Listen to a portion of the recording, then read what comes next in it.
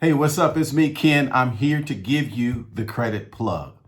I want you to know something. Did you know that you don't actually have a credit score created by FICO and the data is not calculated until someone actually requests your credit score? A lot of people don't know that.